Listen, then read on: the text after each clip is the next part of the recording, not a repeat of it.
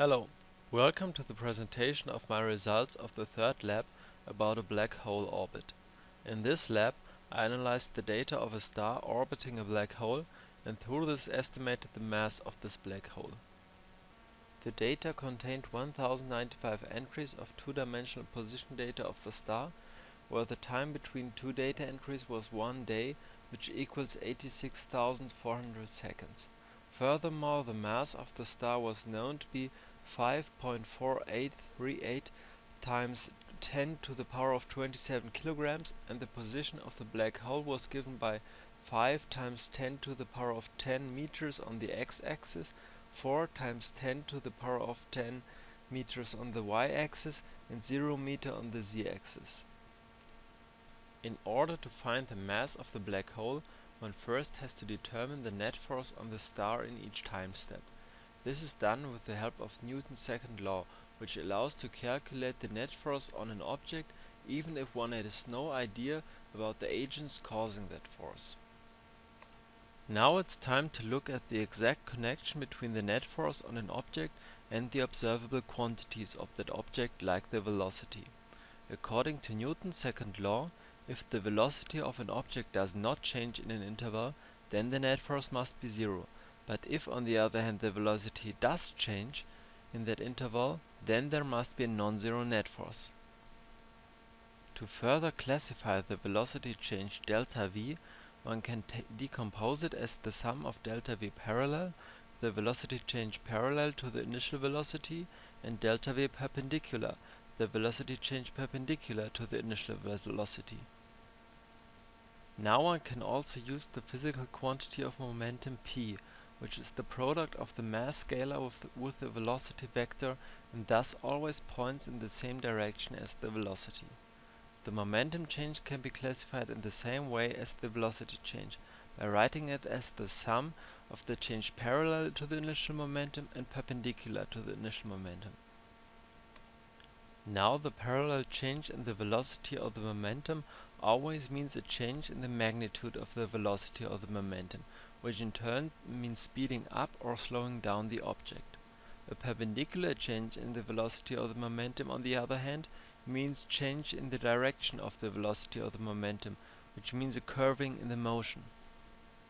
If one now looks at the changes of momentum over a small period of time delta t, then the ratio delta p over delta t is a good approximation to the derivative dp over dt.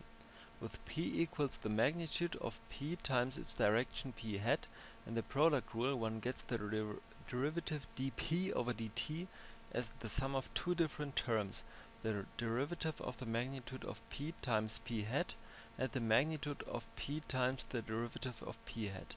These two terms just describe the change in the parallel, respectively the perpendicular direction. Finally, Newton's second law tells us that the derivative of the momentum corresponds to the net force F net, and with F net decomposed into a parallel and perpendicular part, these parts correspond to the equivalent terms of the decomposed derivative of the momentum. To practically calculate F net from the observation data, one first has to calculate the velocities from the different positions. Then, from these velocities one can calculate the velocity changes between two time steps. With these velocity changes, it is then possible to calculate the momentum changes and by that the net force in each time step. Now let's look at the actual implementation of this procedure in Python.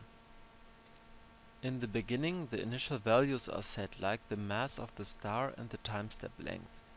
Then the data from the file is read, and in the first while loop, the velocity in the x and y component between all positions is calculated.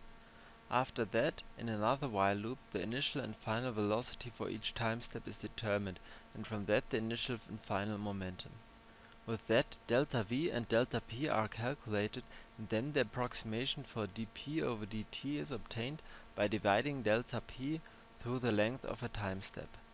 Now the net force can already be set to the derivation of the momentum.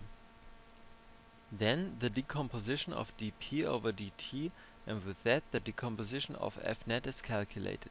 Therefore, at first p hat is determined by dividing the p init vector through its length.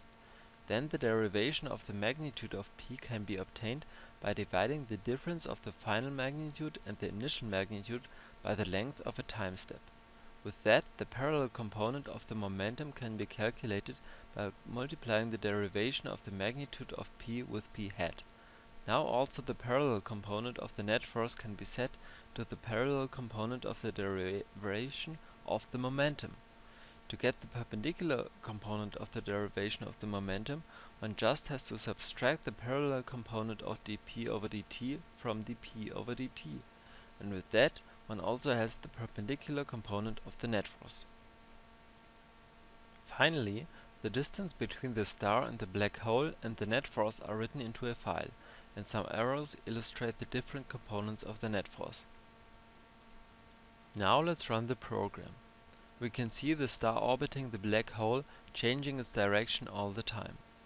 As can be seen by the parallel force component, the star speeds up in the beginning and then slows down. Altogether, the star moves away from the black hole and the forces are getting smaller. Because we know that the net force in the system is caused by the gravity of the black hole, we can calculate its mass with the obtained data. Therefore, we have to use Newton's law of gravitation and solve for the mass of the black hole. Now the mass of the black hole is calculated for every time step, and the average value is finally calculated to be 3.377 times 10 to the power of 31 kilograms. Finally, we could ask ourselves the question what would happen if the black hole was replaced by a new one. Then the star would move differently than before. But we could again calculate the net force on the star in each time step. With this, we could obtain the mass of the new black hole.